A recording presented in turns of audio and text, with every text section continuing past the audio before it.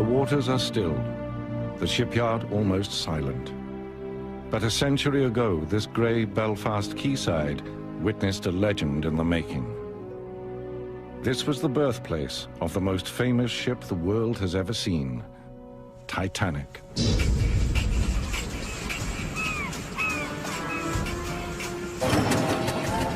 She was to be colossal, magnificent, built to match the vision of the men who made her.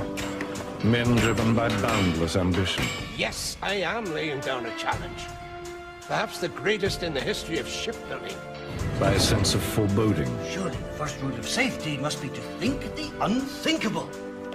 And by absolute conviction. If there's a ship safer, we don't know of it. As far as I'm concerned, she is practically unsinkable.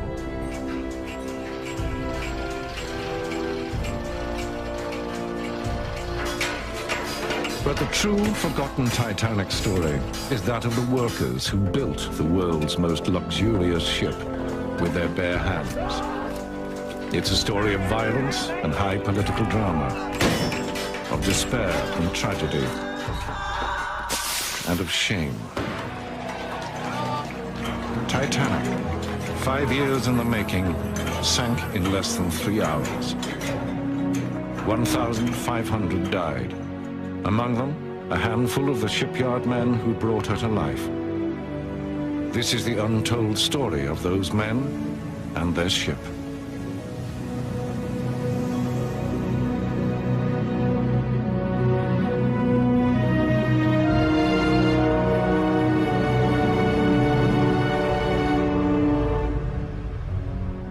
This is Titanic. She was born in the great Edwardian era of luxury liners. Shipyards around the world were locked in a ferocious battle. Who could build the biggest ships, the most lavish, the fastest? The pride of nations was at stake, and the pride of workers too. Every new ship carried an elite troubleshooting team to handle any problems.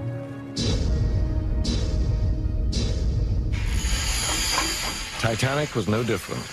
Her troubleshooters were called the Guarantee Group. Just 8 ship workers from 14,000 who would sail on her maiden voyage. Their story began 5 years earlier. Of course, Cunard enjoyed government subsidies, but need that be of any... This was the London home of the shipbuilder William Pirrie. That night, he was entertaining another shipping magnate. Their every attempt at competition is no more than an act of vanity. Pirrie was a hard-nosed Ulsterman. Ignore the fact that it's their ship that has broken the record for crossing the Atlantic. Bruce Ismay, a fastidious Englishman.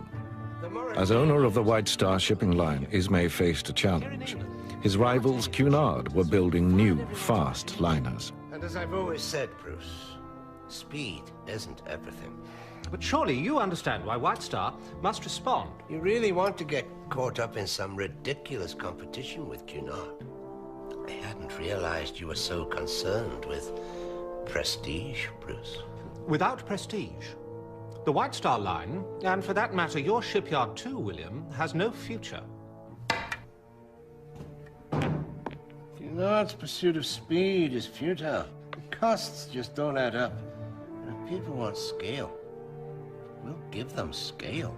You see her as big as the Mauretania? No, half as big again. The biggest ship the world has ever seen. You think it's achievable? I have the best marine engineers in the world. You know that. What about the accommodation? The most luxurious imaginable. And the price? Our usual terms. Cost plus 4%. That would still be astronomical. And to compete with Cunard, we'd need 2 ships. To trump them, you'd need 3.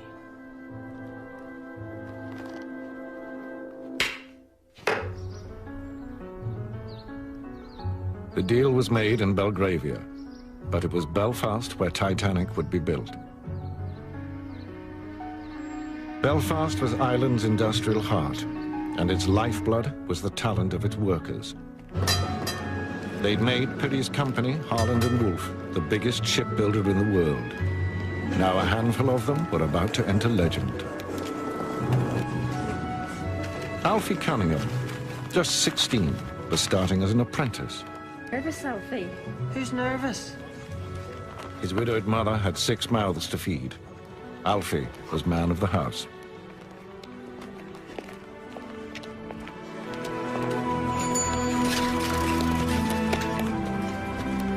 Artie Frost, 33 years old, was moving up in the yard. That hat, Artie. Why? Foreman fitter, a change of status. Morning.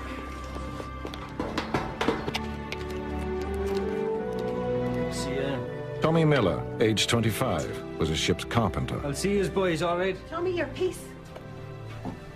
You'd forget your head if it wasn't screwed on. Aye. The yard was a hard place. The 6-day week brought as little as £1 to take home. Late arrivals were locked out.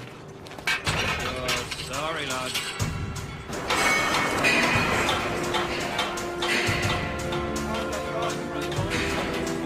Discipline was the foreman's job. Everyone a god in a bowler hat. A word from the foreman could mean either a job for life or no job at all. Mr. Frost! Mr. Frost! I know my name, son, and you'd be. Alfred Cunningham, sir. Starting today, eh? Yes, sir. Apprentice better.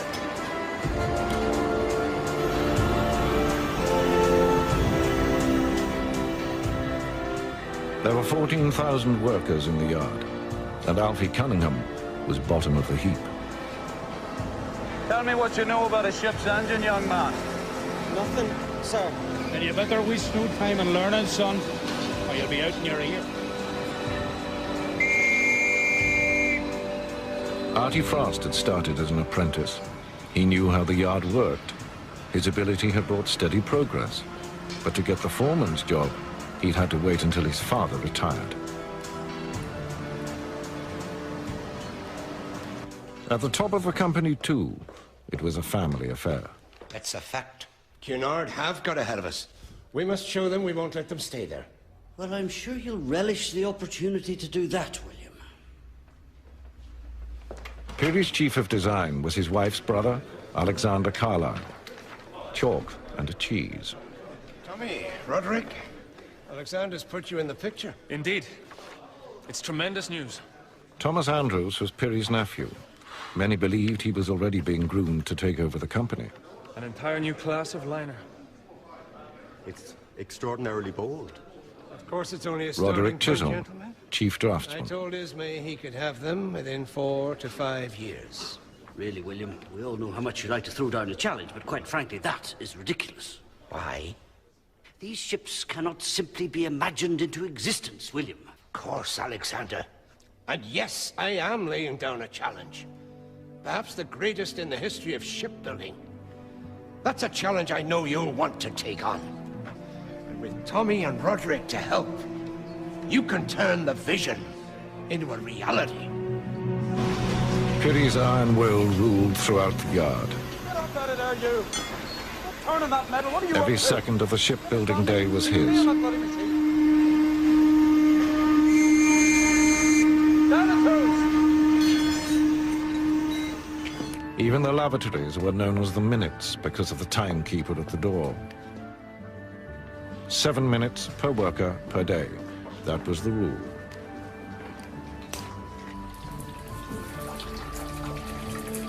First day in the yard, aye? Aye. Oh, come on, laddie. It's the welcome every new boy gets. Get his starters.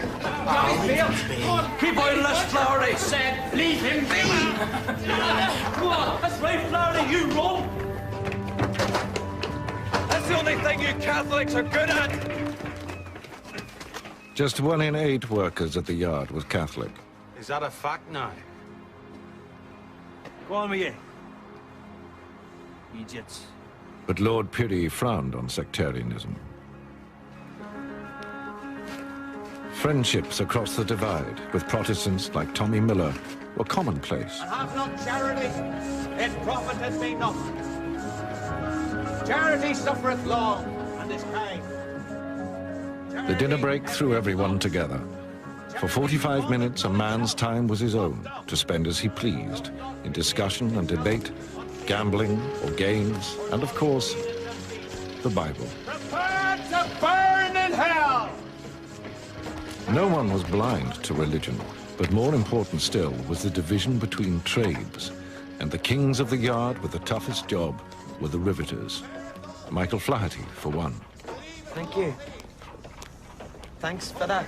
Oh, my dad's a riveter, Alfie. He's as deaf as a post. Deaf as a what? That's why he wouldn't let me follow him. Got me signed on as a shipwright and joiner instead. Safer trade for us, eh, Mr. Miller? Safer? You say so. But weren't you afraid to tell those fellas where to go, like, with them being Protestants and all? You're a Protestant. Who's Mr. Miller here? Should we be afraid of you? No. Live and let live, they say. Aye. We're all Irishmen here. Even himself. Is that Mr. Perry? Lord Perry to me and you. Must be something mighty important to have brought him down here, though, Mr. Miller. With the new liners, change was coming. Before Perry could build his giant ships, he had to rebuild his shipyard completely. New slipways, new gantries. Perry was making history, and to record it, he appointed the finest photographer in Ireland. Robert Welch would capture every phase of Titanic's construction.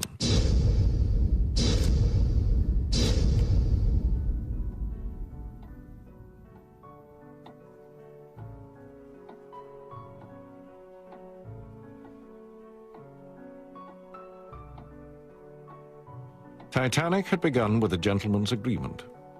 A year on, there was still nothing in writing. Everything depended on Bruce Ismay. Well, it's got 4 funnels. Correct. But you said there'd only be 3 engines. William feels these ships will be more cost-effective with only 3. And of course, we all know that the more funnels a ship has, the keener the paying public are to travel on it. Cunard built the Mauretania and the Lusitania with 4. We didn't think you'd want your ships to have less. So 1 funnel is an ornament? Correct, sir. Well,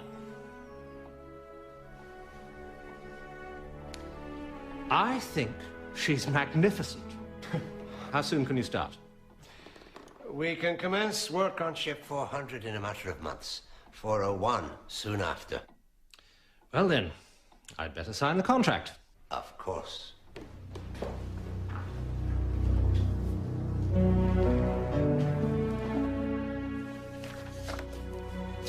Now, they'll need names. We can't keep calling them ships 400 and 401. Surely, since 400 is the first in the class, we must call her Olympic. Agreed. And 401? She's your ship, Bruce. William, you know your classics. Olympus was home to the Greek gods, that's true, but what of their great rivals, the Titans? Giants, every one of them. Olympic's partner should surely be Titanic. Very good. Titanic it is, then. Was ever a ship more appropriately named? Olympic and Titanic. In Pirrie's eyes, these giant liners would usher in an age of boundless prosperity. What could possibly go wrong?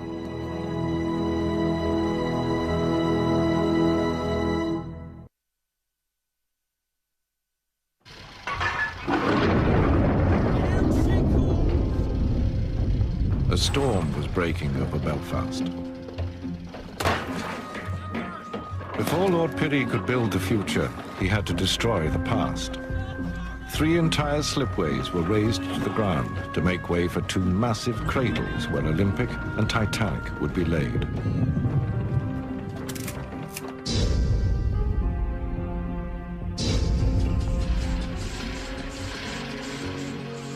Out of the chaos, Pirrie's vision began to take shape. These giant vessels would need mammoth construction gantries. A 6,000-ton steel skeleton, towering over 200 feet, taller than Westminster Abbey.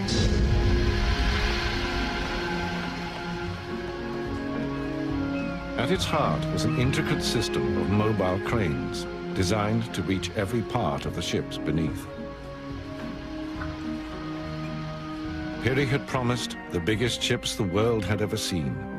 It was for the design team to deliver them. They were led by Alexander Carlyle. But it was Peary whose word was final. For him, Olympic and Titanic would confirm Harland and Wolff as the world's greatest shipbuilder.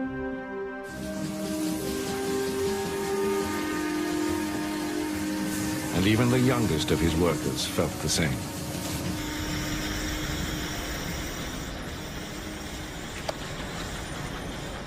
What's that face about? The Olympic. What about the Olympic? You know they're laying down our keel tomorrow. Aye. Our gang's only being sent to do the shore in on her. So what?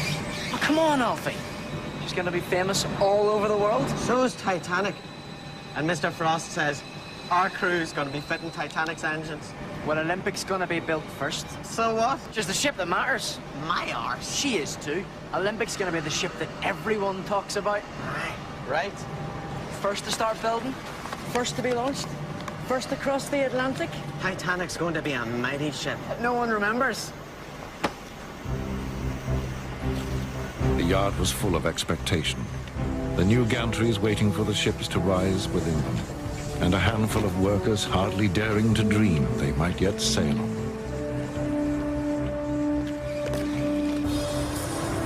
Barely 3 months later, Titanic's own keel was being laid. A gigantic steel spine to support her 880-foot length. The keel plate stood the height of a man, easily reached by the 7-ton riveting machines suspended from the gantry. The wooden blocks beneath were carefully angled, ready for the eventual launch.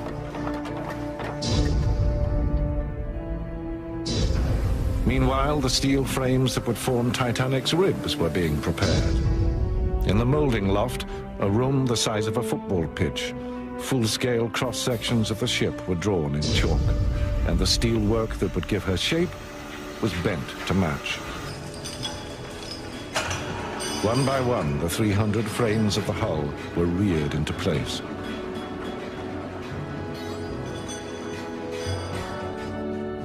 And Lord Peary's ambitions were also growing. Political ambitions. Peary had always been a unionist, happy with his place in the United Kingdom. Overnight, he turned to nationalism.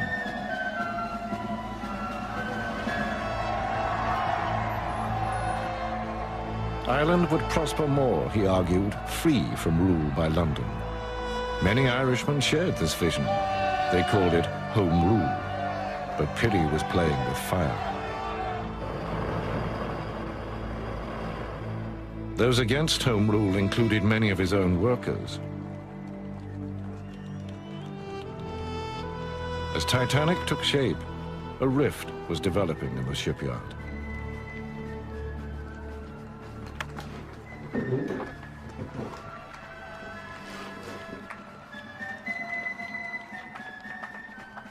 Is this what you call studying then, young man?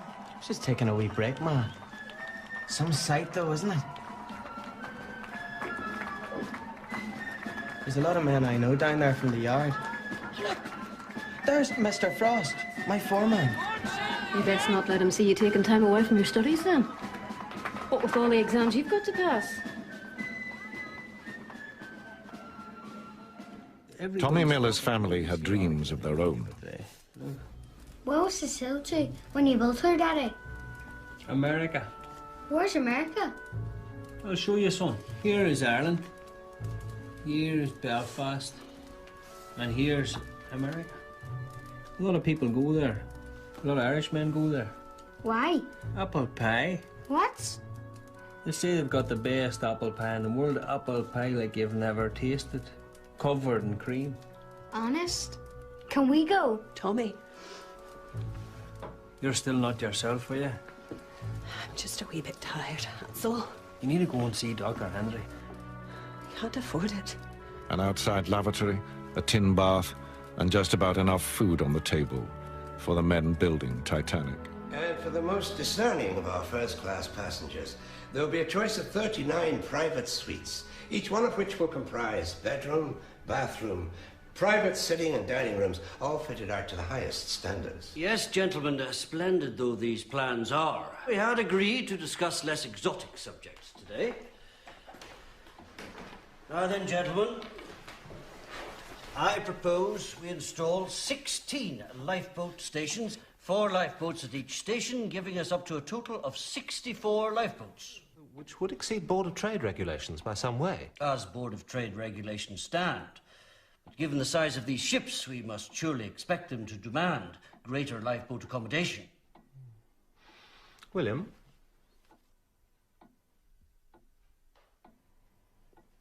I'm sure it's best to prepare for all eventualities.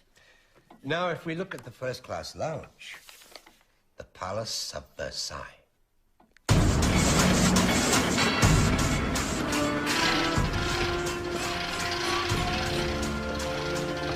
It had taken a year. The Titanic skeleton was in place. Now it was time for her outer skin. 2,000 steel plates, 30 feet long and 6 feet broad, each one over an inch thick, weighing 3 tons. Plates were fixed to the frames with rivets, but the curving lines of the hull were too complex now for machines. This called for hair's breadth judgment and muscle power. 3 million rivets, red-hot iron stitches would hold this ship together, 1,500 tons of them. As Titanic's bulk grew, underneath her, the work of fixing the wooden shoring continued, hard and dangerous. Thank God for that, Jimmy.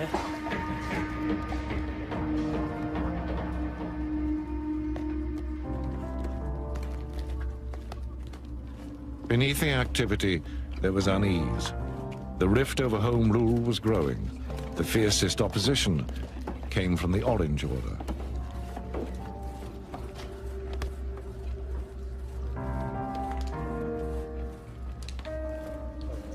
It's Alfie Cunningham, isn't it? Aye. You ever thought of joining a lodge, son? Oh, well, maybe I have, like, but... Ballymacart Lodge. We meet. I know where you meet. Well, that's grand. We're there every Monday, Wednesday and Friday nights. I hope to see you. Aye. Maybe you will.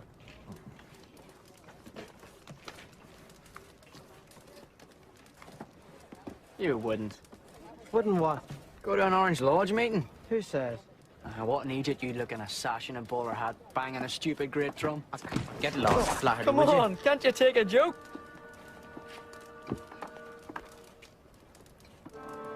I'm looking for my sister's husband, Tommy Miller. Do you know him? Aye, he's over there. Thomas! Thomas! Honey, what are you doing here? It's Jeannie.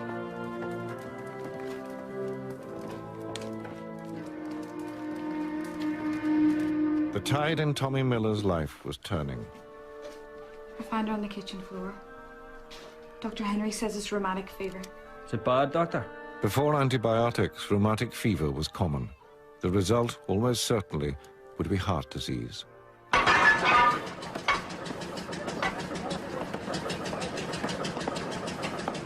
Same shape as you've been building for years, isn't it? Francis Carruthers, the representative from the Board of Trade, charged with ensuring safety standards. Yes, I'm not disputing the size. They're colossal. But the hydrodynamics haven't changed at all. Long and narrow in beam. Which is why they're known as the Greyhounds of the Sea. Or coffin ships, as your rivals refer to them. No time for joking, Mr. Carruthers. We're here to discuss safety, not aesthetics. And these discussions, a year before Titanic's launch, would be critical. They would determine who would live, who would die, and they would cost the lives of 2 of the men in that room. What would happen if she were in a collision? And were to behold as a result?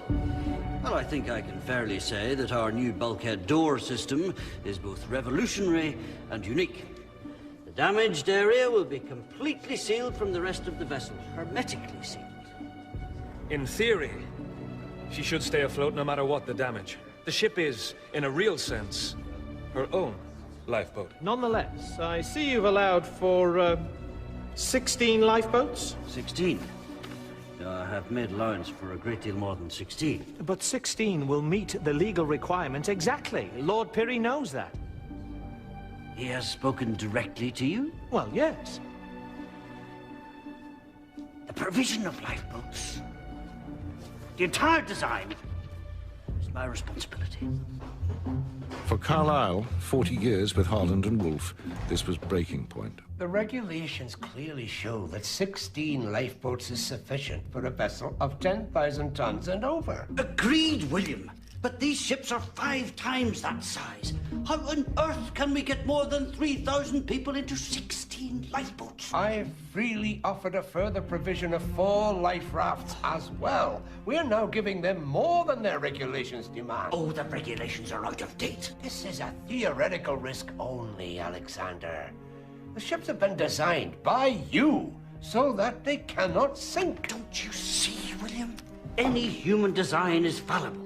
Surely the first rule of safety must be to think the unthinkable. And you are happy for our passengers to do the same. What? Has it occurred to you what they would think if the promenade decks were festooned with lifeboats? You are concerned the passengers may be alarmed by the lifeboats? In the numbers you recommend, yes. Our intention is to offer passengers the experience of a lifetime, not to frighten them so much they never want to travel on a White Star ship again. So, this is one of your economic decisions. These ships have to sail at a profit, Alexander, and I have to build them at a profit. No doubt not having to provide a few dozen lifeboats will add a small but very welcome addition to your profit margin. You know that's nonsense. Alexander! It was the end of Carlyle's involvement with the company. Titanic was the last ship he would ever design.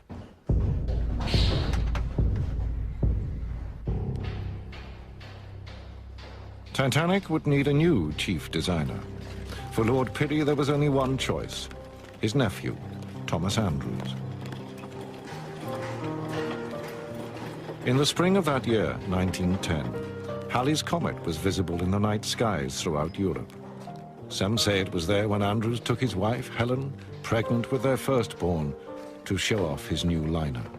She's my ship now, Helen. Titanic and Thomas Andrews would be inseparable to the very end.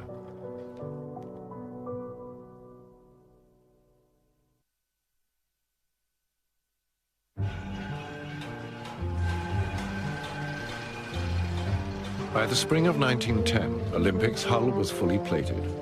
For the workers on Titanic, the challenge was to catch up. Working with hot metal, speed was everything.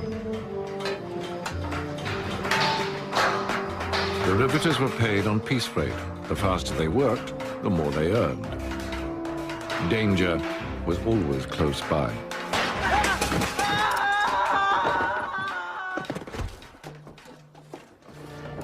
Samuel Joseph Scott, aged 15, was the first to die on Titanic. 17 would lose their lives building these ships.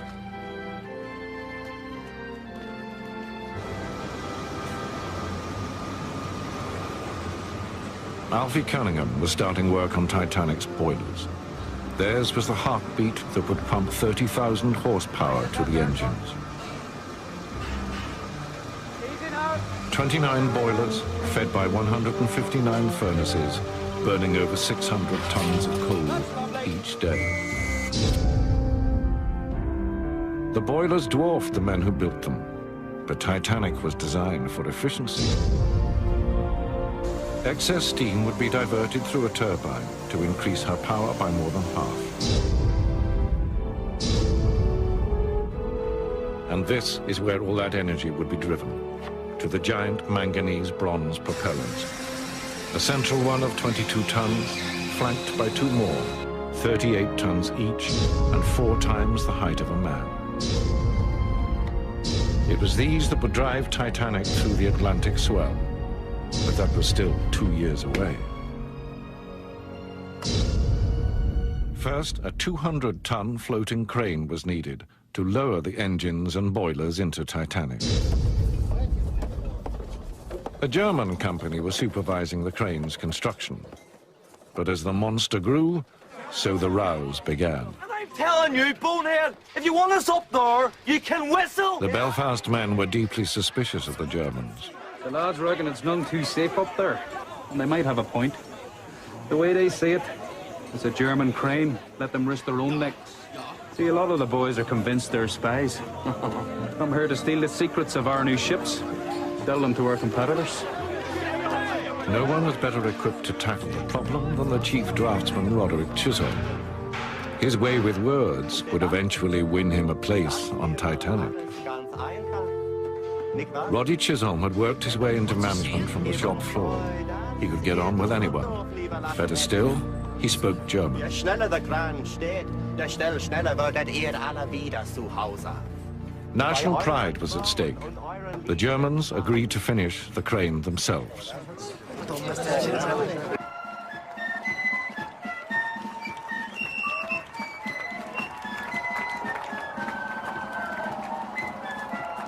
For young men, these were stirring times. Patriotism and religion were to be celebrated.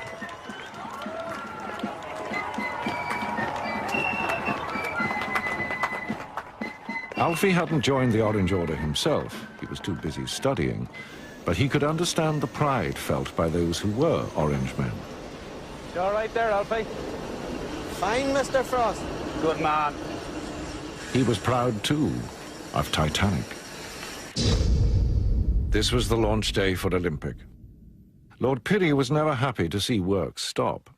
Those watching the launch had to forfeit their pay. Alfie! What are you doing here? Aren't you going to come watch?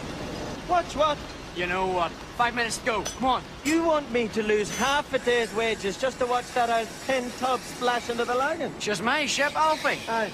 And I'm trying to build mine here, if you hadn't noticed. You're an idiot, Cunningham. So you are.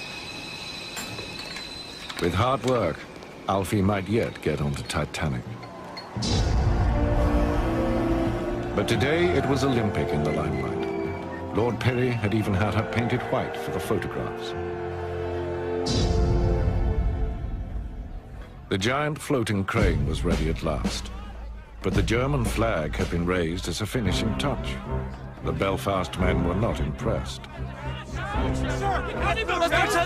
That flag is an insult to us all. Those Germans are looking to start trouble here. Meine Freunde, die Männer hier unten feiern eure unglaubliche Leistung. Euer Mut und euer Geschick sind uns allen ein Beispiel. Vielen Dank! You tell him to get that rag down, or we'll rip it down!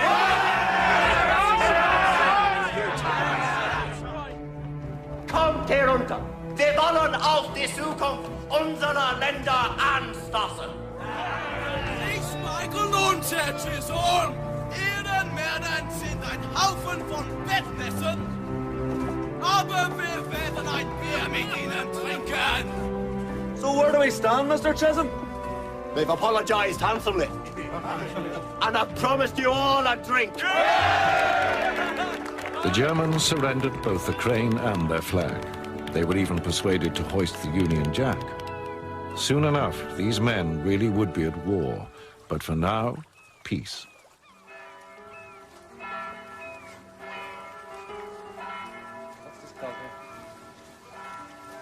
Six days a week, noise from the yard echoed across Belfast.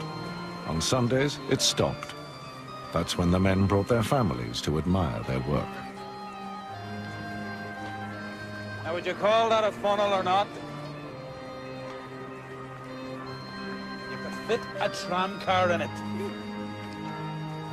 Imagine the size of the engine I'm having to build. As needs a funnel that size to take away the smoke.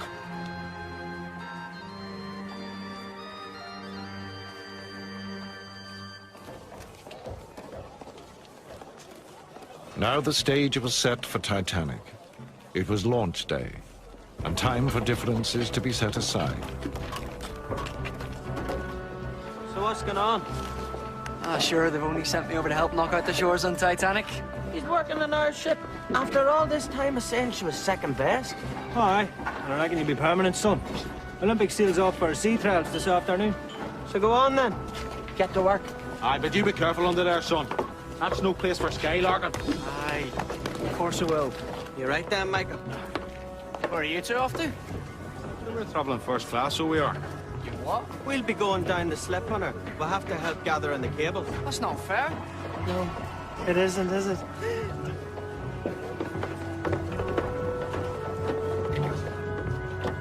A last inspection for Piri and Ismay.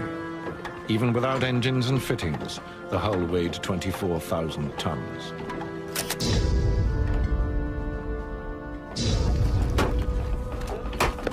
As the timber props were knocked away, her full weight settled onto the sliding way. On the launch platform, Captain Edward J. Smith, who would skipper both Olympic and Titanic. 10 minutes to the launch, and a red flag was hoisted to warn other river traffic to stand clear.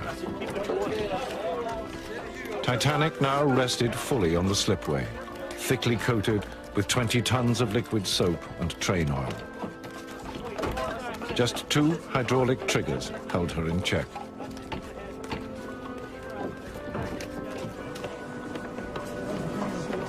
There would be no champagne, no ceremonial naming for Titanic.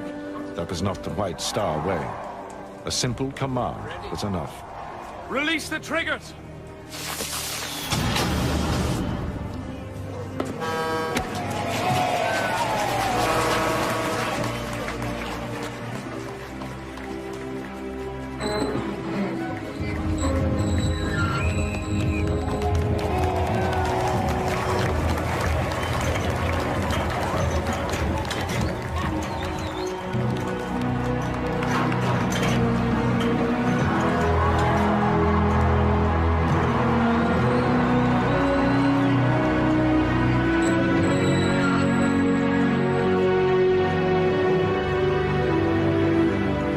As she entered the water with scarcely a ripple, she was already traveling at 12 knots. Only the drag chains trailing behind, 160 tons of them, could draw her to a halt. It had taken just 62 seconds. Titanic was afloat.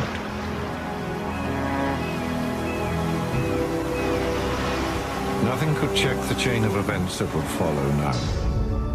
And it would destroy the life of the very man who had brought Titanic into being.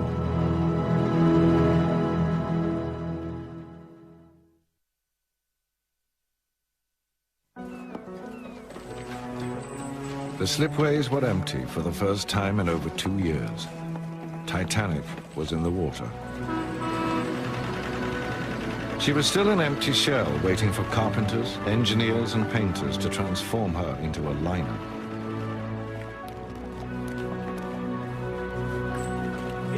Meanwhile, her sister ship, Olympic, was on her maiden voyage. Thomas Andrews was anxious for news. At last. A wire from Olympic. Yes? From Mr. Ismay. He's raised some real concerns about the ship.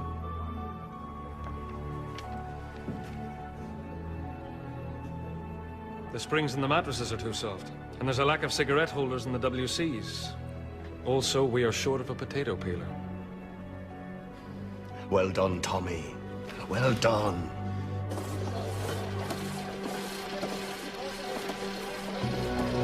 But even as Titanic's slipway was being cleared, there was another forewarning of tragedy to come.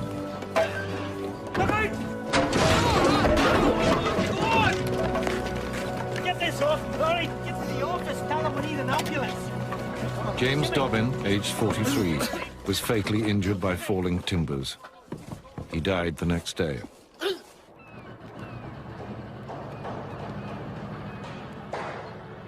Already, Titanic was at the fitting-out wharf, but it would be almost a year before she was ready to sail.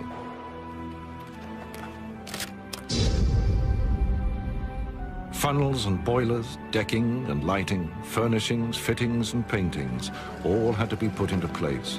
Everything to live up to the dream of the world's greatest liner.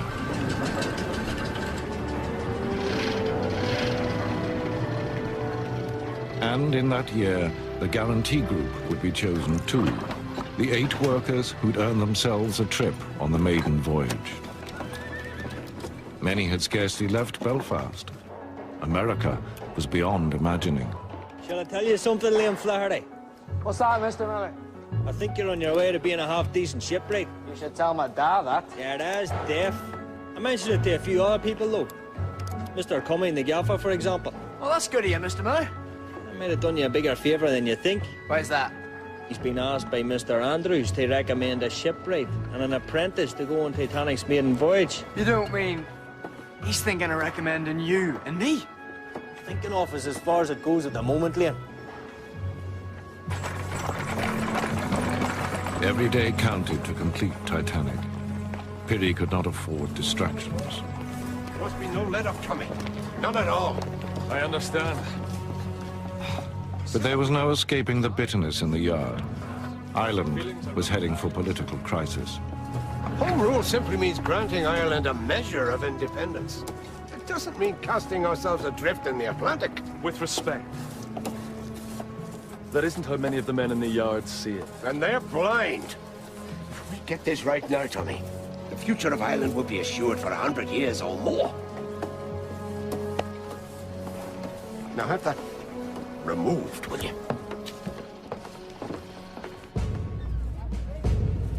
The time has come. Not just to stand up or proclaim our Lord. Most of Piri's workers were against Home Rule. Unionists were determined to resist Irish independence, by force if need be. Between duplicitous politicians in London and Pope-loving nationalists here in Ireland, we will resist their plans with every means at our disposal. There will be no surrender. There will be no compromise with our enemies.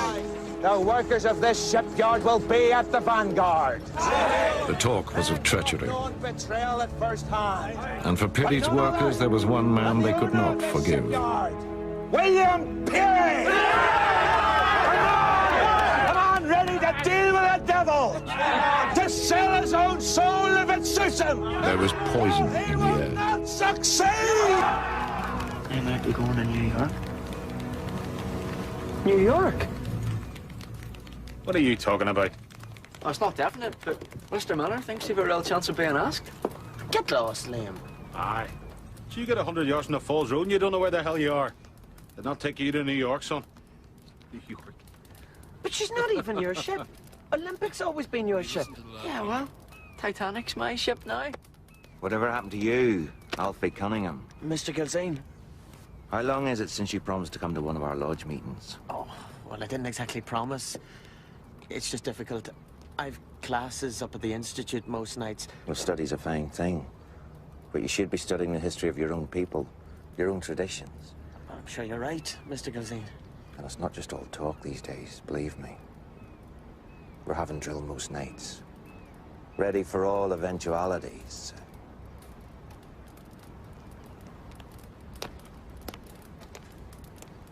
Who does he think he is? Drill. There's a lot of that going on at the lodges these days. There's talk they'll be getting rifles. Aye, it's madness. Why? Some of us want this kingdom to stay united. There's a lot of Irishmen who don't want home rule. So you're gonna fight too? I haven't said that. Start a civil war. We don't want to start any war. We just want to stay loyal to our country. You're starting to sound more and more like your man, Gilzane. Full of shite.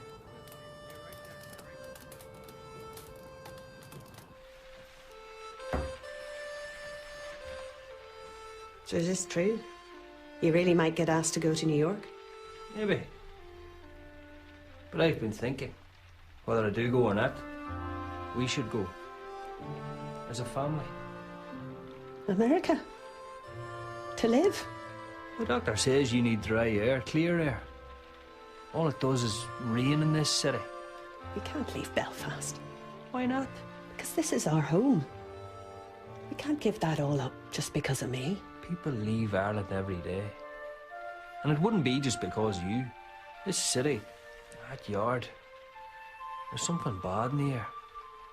It's not the place I want to be anymore.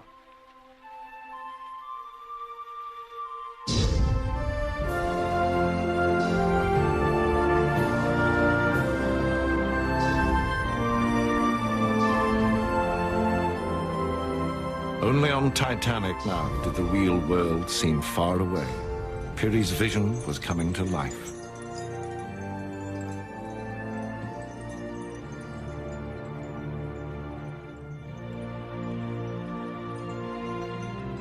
To those who built her, Titanic had turned into a ship of dreams. Would you look at her, Alfie? Titanic's magnificent. Did we really build all this? You, me, and one or two more.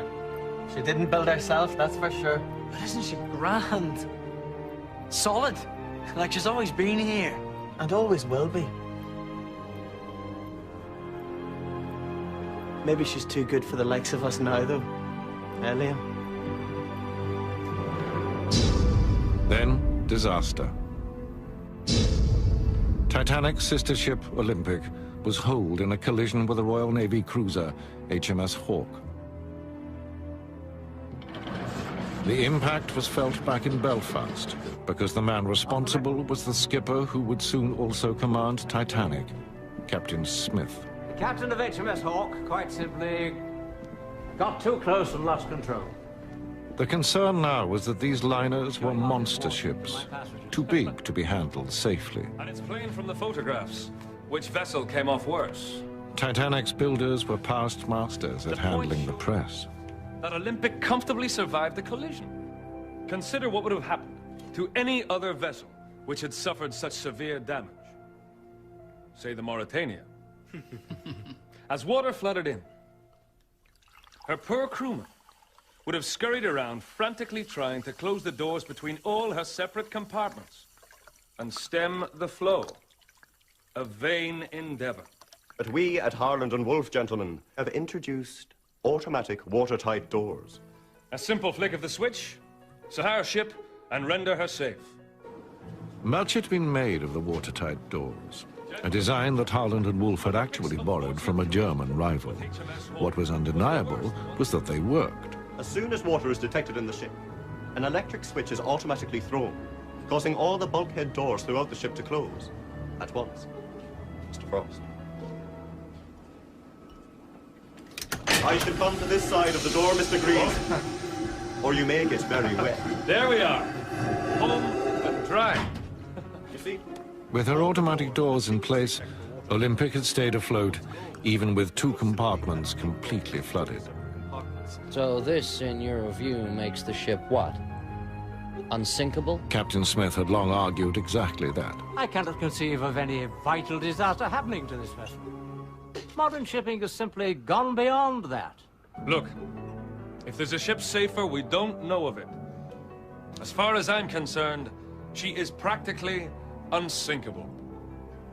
Practically unsinkable was the phrase used to sell Titanic.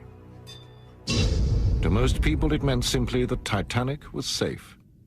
The fact that her sister ship had survived a collision with a cruiser only reinforced that. Titanic's completion schedule had been critically hit. One of her propeller shafts was now needed to repair Olympic. Lord Pirie pushed the date of Titanic's sailing back into April 1912. A fatal move. By then, the melting ice pack would lie directly in her path. Pirie was on a collision course of his own, bent on home rule, come what may. He intended to stage a rally in the heart of Belfast. His choice of speaker would outrage his opponents. It has to be Mr. Churchill, Margaret. You know they'll hate you for it. We'll make them see the error of their ways. Winston Churchill, the Lord of the Admiralty, was a hate figure for Ulster loyalists. Like Pirie, he had a unionist pedigree. He too was seen as a traitor. Keep it coming. Good man. Just drop it in there. Easy does it. Ulster's future was in the balance, but Titanic, at last, was in dry dock. Unionists or not, for some workers, it was finishing the ship that mattered. Mr. Frost! What? You know how there's always a bunch of fellas sent with a ship on its maiden voyage? The Guarantee Group? Aye. I've a pal who reckons he might be chosen. Is that a fact now? Aye.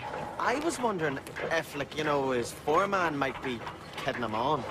Why would he do that now? Well, for a start, this pal's a Catholic. No, but, I mean, there's some people in this yard who say if you're not a Protestant and a member of an Orange Lodge, for that matter, you're lucky to have a job at all, let alone go to America on Titanic. There's no place for sectarianism in this yard. The job's what matters. I say that as a Protestant and an Orange man. Could be true. New York? I wouldn't know. I'd only know which engineers would be going. You? Might also have a short list of apprentices in mind to take with me. You don't mean... Take nothing for granted, Alfie. What? Just get on, work hard, see what happens. For Alfie Cunningham, new horizons. But Tommy Miller's prospects were darkening. Boys, what are you doing? Annie? Oh, no.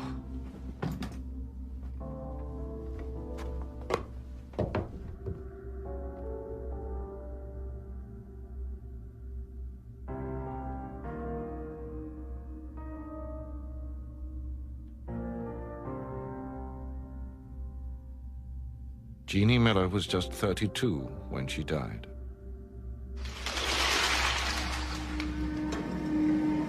Titanic's maiden voyage was only weeks away. The Guarantee Group was on everyone's mind. You're lying. I am not. Maybe we'll both get to go to New York. Or maybe he's just stringing you along. Mr. Frost knows I'm good at my job. And you're a prod like he is. What's that got to do with it? Do your chances any harm, will it? What do you mean? Are you saying Mr. Frost's a bigot? Of course I'm not. Then why'd you say it? It's a joke, Alfie. No, it wasn't. Alfie, I know Arthur Frost's not a bigot. Shouldn't have said anything. Aye, well, you did. What's all this? They're searching us, aren't they? Searches were routine, but the Loyalists were preparing to fight with whatever came to hand. Sorry about no harm, fella. Rivets had stitched Titanic together. They also made lethal ammunition. As Pirrie prepared to welcome Churchill, the mood in Belfast was ugly. 10,000 troops had been drafted in. Margaret, if I thought it would come to this, I'm not sure that I'd have... Even the threat of violence is a disgrace, William. It's an attempt to stifle free speech. You'll not let them succeed. I most certainly will not.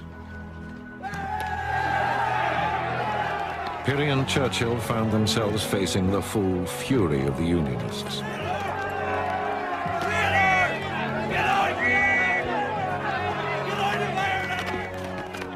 And rivets weren't their only weapons. There were guns on the streets.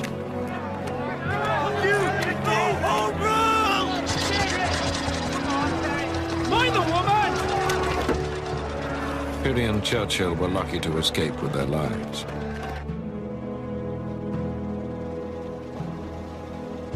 Pirrie had never been bettered in any confrontation, but that day changed everything.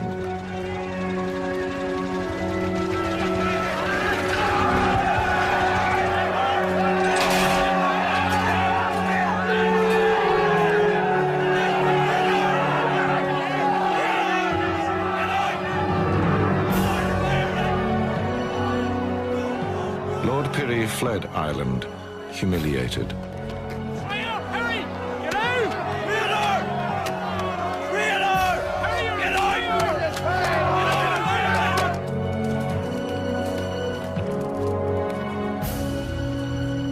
The man who had conceived Titanic, the greatest shipbuilder in the world, would never see her again.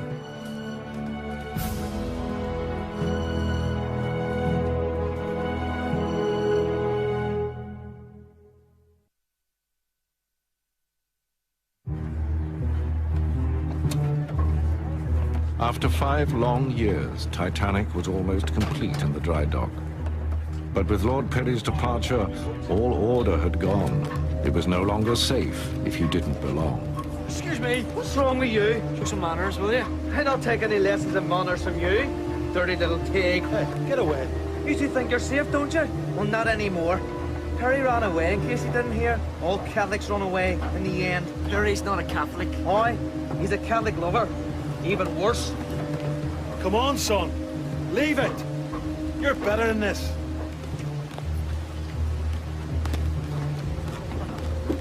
To the Unionists, Titanic had become a British ship. To the Nationalists, an Irish ship. The world was shifting.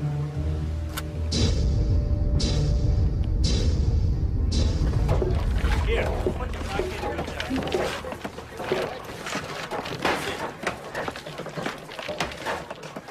Mr. Miller, it was about the guarantee group. I still haven't heard anything. Oh, that's all right.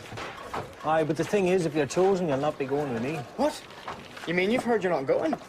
No, I'm giving this job up. Why? This yard never did feel safe, but nowadays, I don't know. I get a bad feeling about the place, and I have 2 weans to look after. What with their mother gone? I've taken a job as a deckhand with a White Star Line. Oh, that's grand. But it'll take you away from home. Ah, my sister-in-law Annie will look after the boys. When I've saved enough, I'm going to bring them out to America. A new life. Oh. Good luck.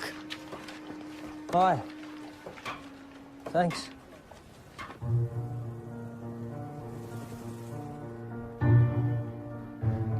Titanic had been conceived in London's Belgravia. That's where Perry had taken refuge. Uncle William. Thomas, thank you for coming over. It's the best thing, until things settle down in Belfast, and you're able to return. There'll be no return. I've done with Belfast. You're not saying you've done with shipbuilding. There must be more to life than building ships, Tommy. But I'm gonna need you to run the Belfast shipyard for me from now on. Uncle no William. arguments.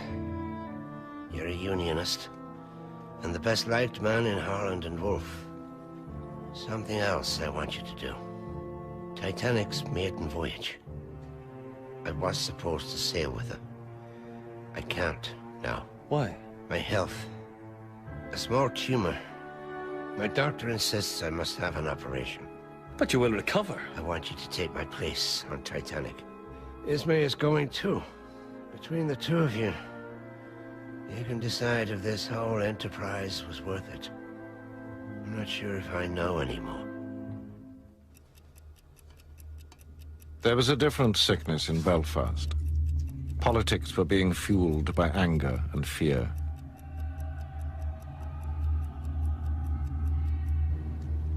And in the shipyard, there were scores to be settled.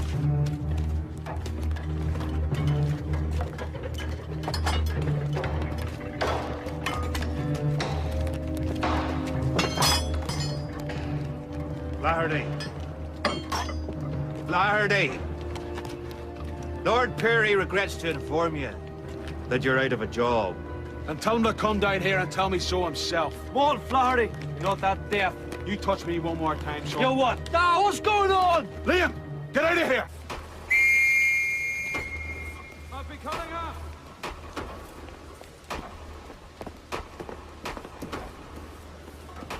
Some news for you. Titanic sails on April 1st. And we're on her. We're in the guarantee group. Go on, boy, just go! What are you doing? Your old man's just been sacked. We're after escorting him from the yard. April Fool's Day. Aye, but it's not a joke. And neither is this. Your pal Liam Flaherty's definitely going with us. Does he know? I doubt it. Where are you going, son?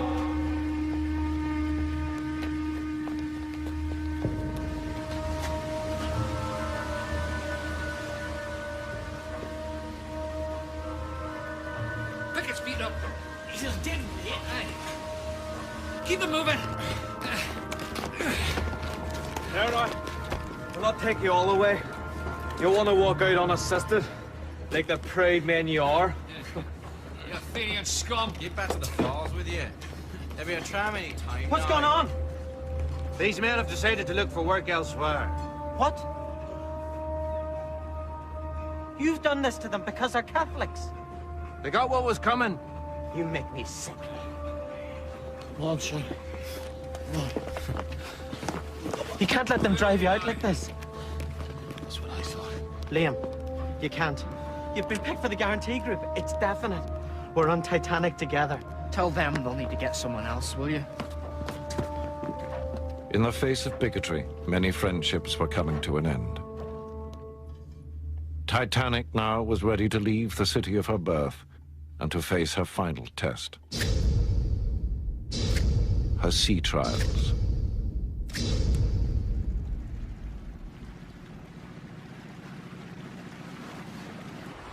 Signal tugs to releases. Release tugs. 5 years of endeavor for one moment. Stop the engines. Away we go, boys.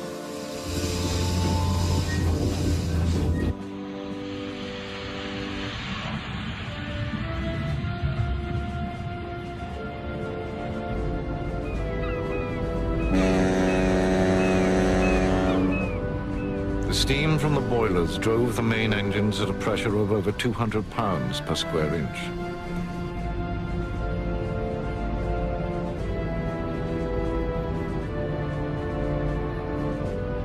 Gentlemen, Titanic is underway.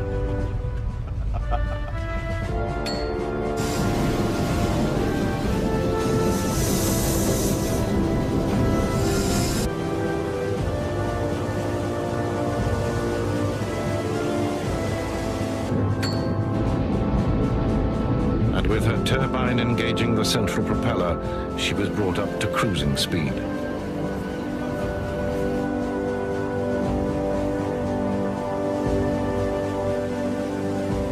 There had been last-minute changes, more first-class staterooms and private promenades.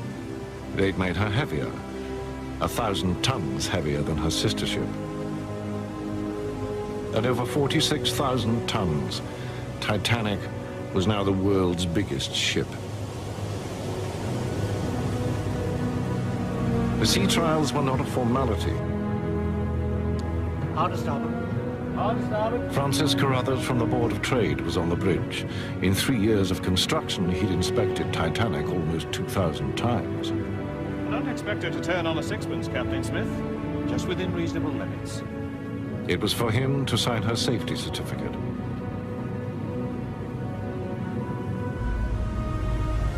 On that April day in the Irish Sea, Titanic was put to the crucial test.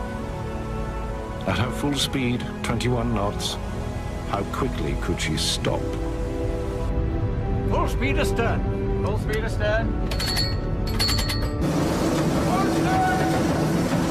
That's as quick as you can!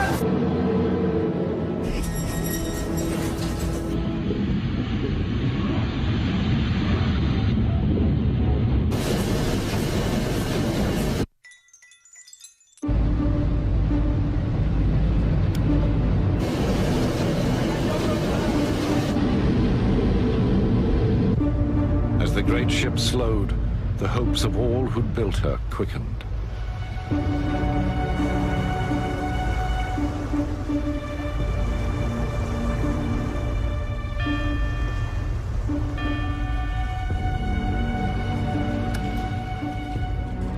Well, Mr. Carruthers. 850 yards. Well done. That's quite acceptable. Excellent. Excellent. She'd stopped in under half a mile, less than 3 times her own length. Her passenger certificate was endorsed. Good for 1 year. Titanic was free to take on the world. And chance had brought aboard someone who knew her very well. Mr. Miller! Oh, Faith. 2 months earlier, Thomas Miller had left the shipyard, but White Star was short of crew. He was back on the ship he'd helped to build. Hey, Red. How come you are? Only my second job as a deckhand to New York on Titanic. They were short-handed. My good luck. Well, isn't that the best news? And you're going too. Aye. So we'll be seeing plenty more of each other. Or will that? Here, Alfie. Can I buy you some apple pie in New York?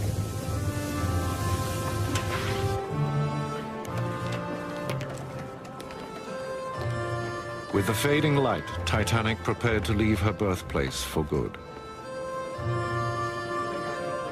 And Thomas Andrews gathered his prized guarantee group, the troubleshooting team for the maiden voyage. 8 trusted men, among them Roderick Chisholm, Artie Frost. Look after your mommy for me. Okay. Alfie Cunningham. That Tommy Miller was also there must have seemed a happy accident. They are, boys. A penny each. They're this year's. Don't spend them till I come back. We'll be even richer then. All right. Artie Frost, we know, was sure of promotion on his return. And Alfie's hard work had also paid off. The shipyard had named him Apprentice of the Year. His future was secure. Mr. Welch, goodbye. Goodbye, and good luck. Every man boarded Titanic in hope and expectation. We'll see you in a couple of weeks.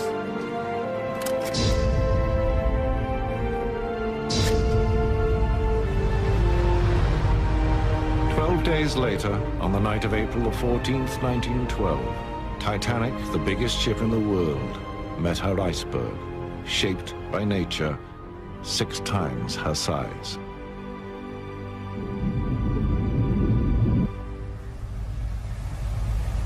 She carried over 2,200 passengers and crew, but lifeboats for only half that number.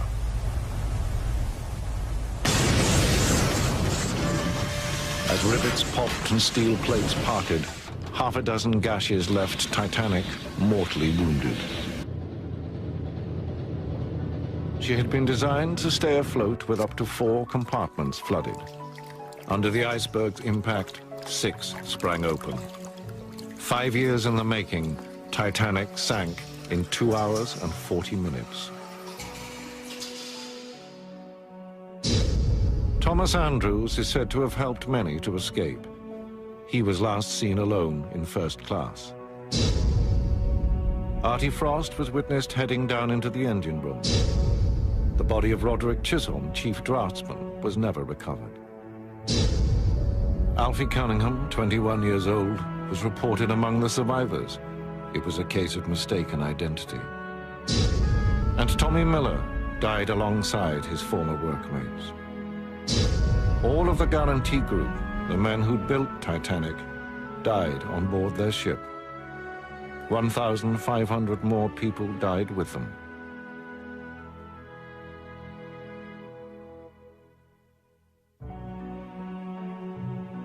Titanic's owner, Bruce Ismay, did find a place in the lifeboats, a disgrace that finished his career. The Titanic inquiry cleared the shipbuilders of blame. But Lord Pirrie's health was broken. He died with his business almost bankrupt. In Belfast, the men who built and sailed on Titanic are remembered by name. Their families still cherish their memories and keepsakes. From Thomas Andrews, a telescope. From Roderick Chisholm, a book presented for Titanic's launch. From Artie Frost, his foreman's whistle and slide rule. And from Tommy Miller, the 2 pennies he gave his children. Don't spend them till I come back. We'll be even richer then.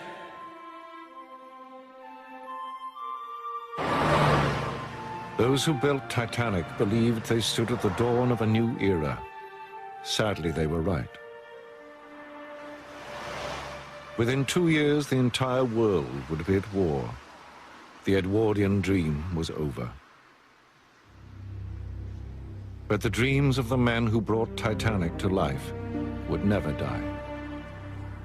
They have become part of her legend.